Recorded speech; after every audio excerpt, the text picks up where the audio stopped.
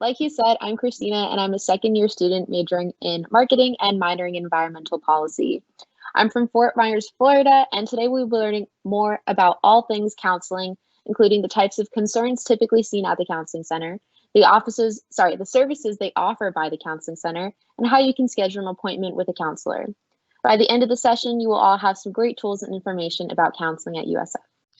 That's right, Christina. I'm Carla, a fourth-year student majoring in psychology with a minor in criminology from Tampa, Florida. And I don't know about you all, but I'm really excited to learn more about the Counseling Center.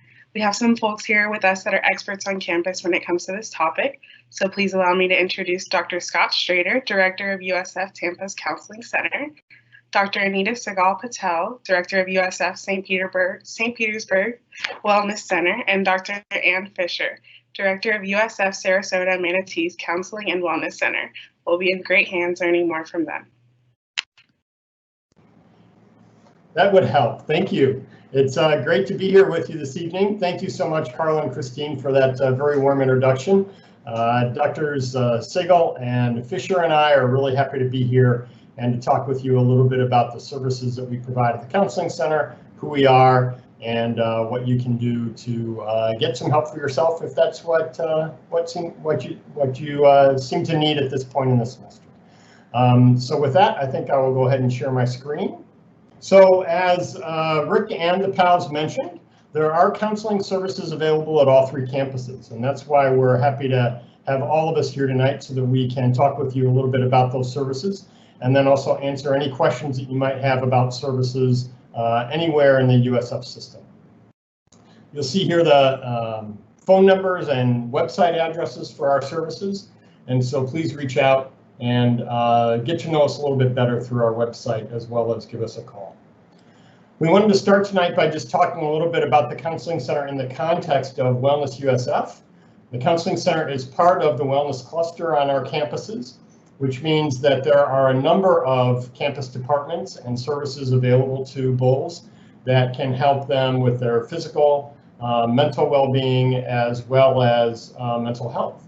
And so there you see the other organizations and departments that are part of the Wellness Cluster, so that you know that there are other services beyond counseling services at each of our campuses that you can reach out for help.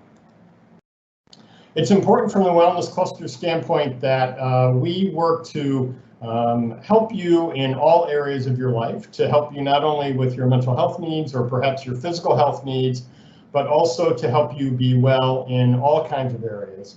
And this addresses not only Wellness USF mission, but really the campus as a whole or the institution as a whole, because we know that you can only do well when you are well and when you're being well. So we hope that as you work to improve your mental and physical health and well-being, that will help you to do better in all of these areas of your life. So I wanted to give you this list. It's a quick list, but it's an exhaustive list of the services that or the common student concerns that we see at the Counseling Center. I think all of us can recognize ourselves among any of these concerns. It's really my way of just letting you know that it doesn't matter whether you perceive your concern to be small or large. These are concerns that we address at the Counseling Center and counseling services all over our campuses, and that we can help you with any of these issues. And as I've told students for years in my career, I'd rather dig you out of a small hole than a large hole. So even if you feel like your issues are minor and don't deserve much attention, please feel free to reach out to us and know that we can help you with all areas of your life. So I just wanted to give you a quick rundown of the different services that we provide. We're most known, of course, for our individual counseling, I think, and that is mostly what we provide. But there are lots of other things that you can find with the Counseling Center and counseling services across campuses. Even if you maybe individual counseling isn't what you think you need, but there are lots of other services that we can provide and help you with as well. So I want to walk through these just very briefly. Currently, in the era of COVID, all of our services, individual, group, even many of our outreach and consultation services are provided via secure video conferencing, whether that's through Teams or whether that's through our other platform that I'll talk about in just a moment. But all of our services are being provided via a secure video conferencing. It's confidential. It's HIPAA compliant, and it can work for you.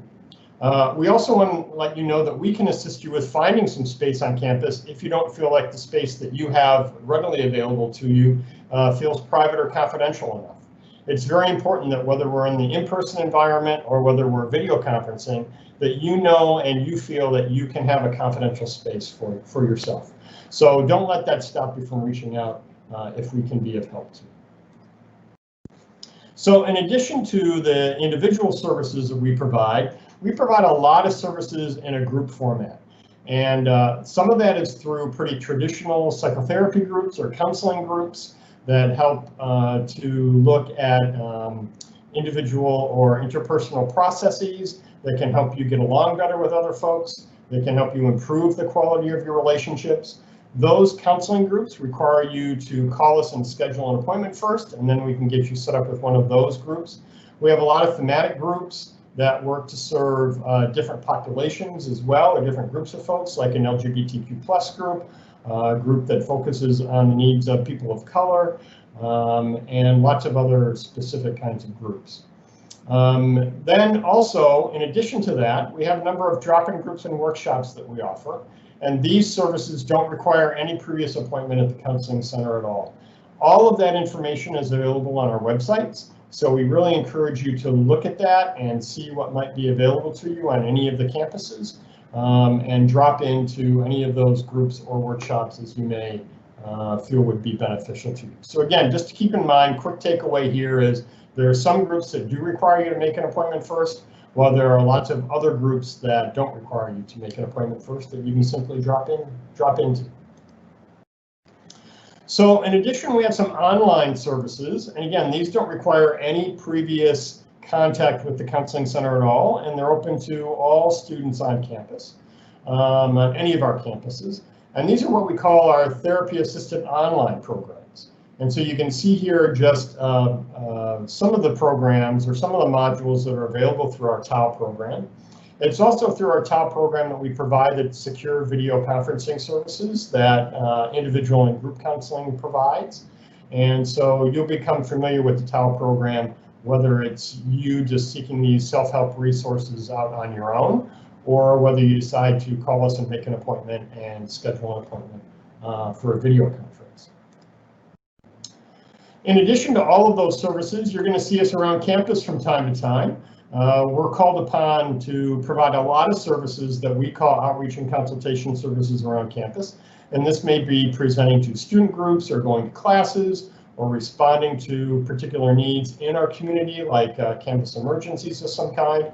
We're frequently meeting with faculty and campus departments to look at how we, as mental health experts on campus, can help their services.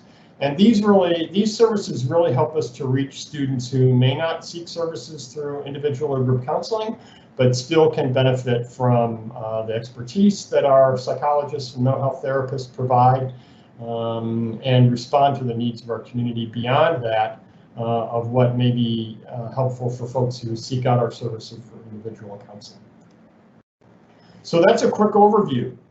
We want you to know that it takes a phone call to any of our offices to schedule an appointment with us. So please know that we will be here to serve you, and that we do provide services 24 hours a day, 7 days a week.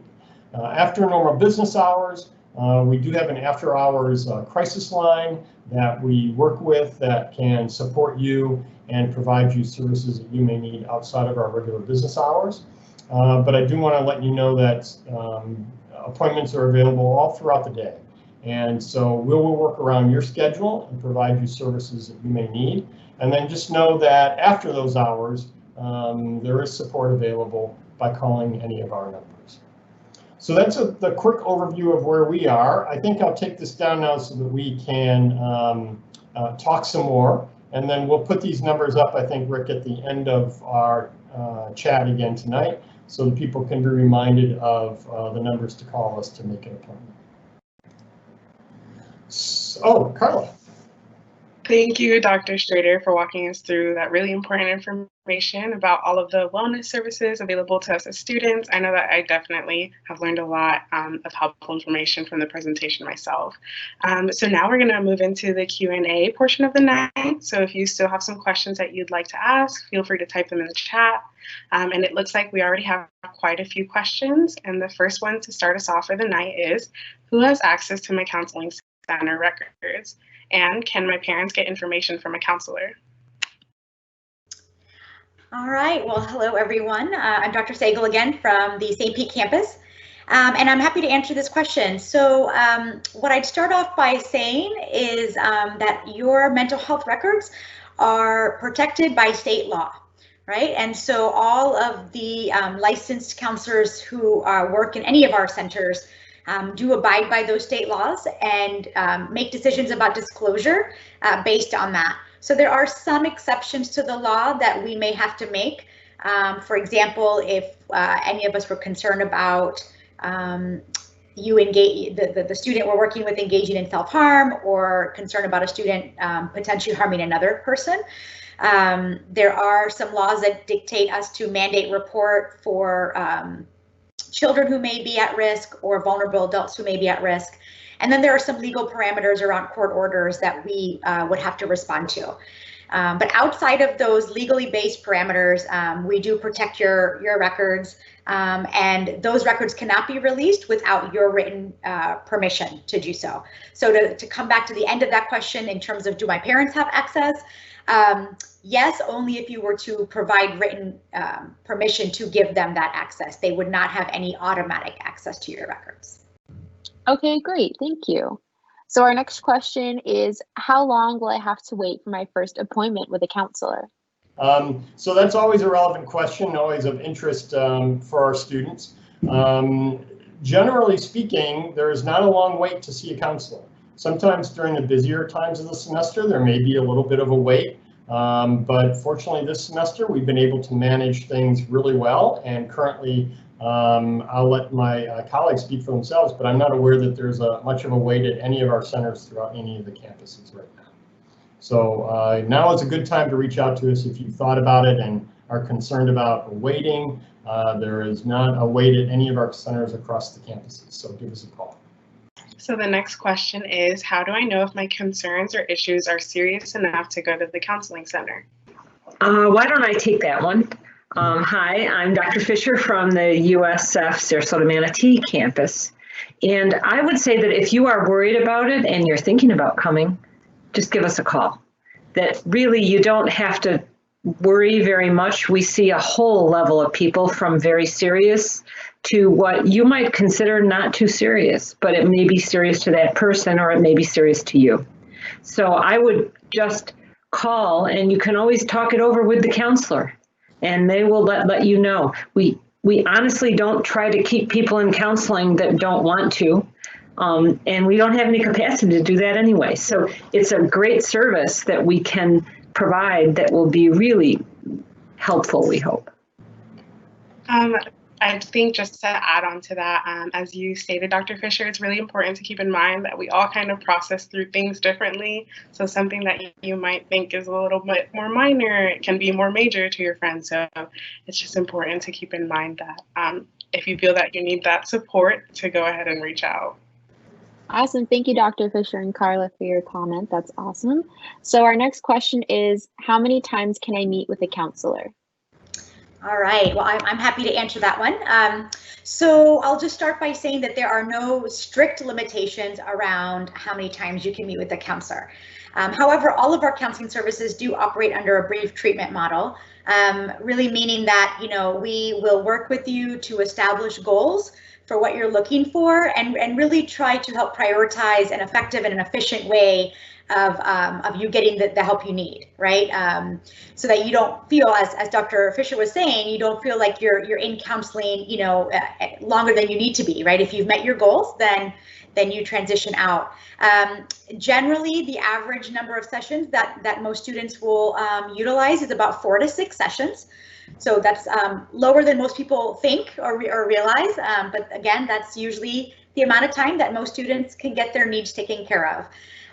If students need longer than that, then we certainly can try to work with them to the best of our ability. But there also may be times where the needs of the student may go beyond the scope of what we're able to do. And so if that does happen, then we certainly are happy to work with students to get them referrals or other support systems to help implement whatever it is that they might need. Perfect, thank you. Okay, so the next question is, do most students who go to counseling find it helpful / beneficial? I guess I'll take that. I would say yes.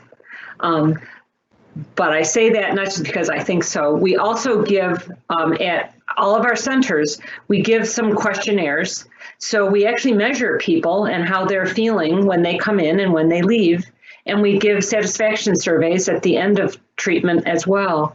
So we have quite a bit of data, and what we find is that people have significant reductions in what you might call overall distress when they come for counseling. So it really is something that I believe students do find beneficial, but they tell us it's beneficial as well. So it's yes. And just to add on to what Dr. Fisher was saying there, I visited the counseling center a couple of times myself and have met with also 2 different counselors, and both of them are really great, obviously know what they talk about, and my experience has been very positive, and I recommend it to everyone that feels like they might need some type of support. So like Dr. Fisher was saying, you think you need it, go for it. If you're thinking about going, go. So then our next question is going to be, I've never been to a counselor before. What is it like? All right, I'll take that one. So I guess I'll start by saying, that counseling is really a place that you can feel safe to share your feelings, to be able to express your views, and to seek help with your concerns, right? That is really what all of us are going to try to create for you. A little bit more specifically, however, so the first session generally is going to be a little more structured. So you might notice that when you come in for the first time, you'll be asked to complete paperwork. You'll be meeting with a counselor who will be asking you a lot of different questions about your background, and that's really for them to be able to get to know you a little bit better, to understand what your concerns are. And to feel equipped to make the appropriate recommendations for you, right? And once that happens and you move into the more traditional counseling realm, then the sessions are really unstructured, right? They're meant to focus on what it is that you need, and a place where you can formulate those goals that we talked about. And really the student is allowed to guide those sessions and and let the counselor know sort of what would be most beneficial for them. Okay, so the next question is, if I'm at home and taking classes remotely, how will counseling work? Yeah, so good question. And with the telehealth services that we're providing, being at home versus being on campus doesn't look particularly different right now. So you give us a call and we'll set you up. Again, as Dr. Sagal was talking about, you'll fill out some paperwork prior to your first appointment. And then at your first appointment, you log on to our platform at the same time that the counselor does, and you begin your session. And that's what it looks like right now. We do ask at the beginning of our session for you to confirm where you are, because it's important for us to know your location. But other than that, being on campus versus being off campus right now doesn't look particularly different. It really looks the same for us. Awesome, thank you.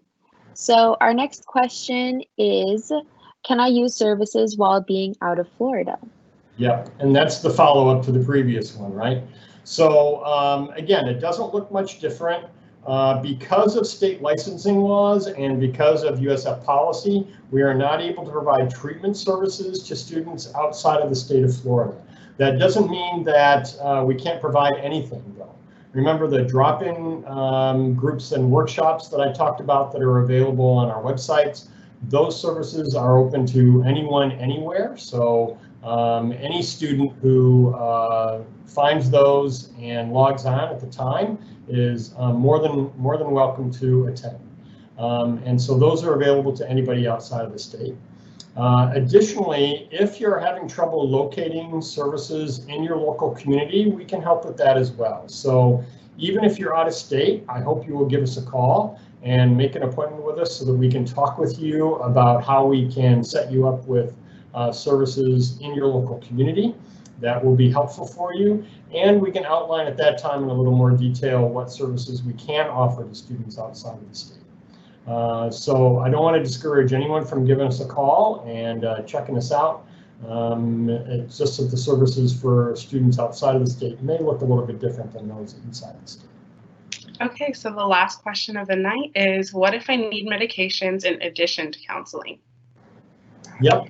So also a really good and important question, because sometimes medication can certainly help to, in addition to some talk therapy or counseling that we can provide.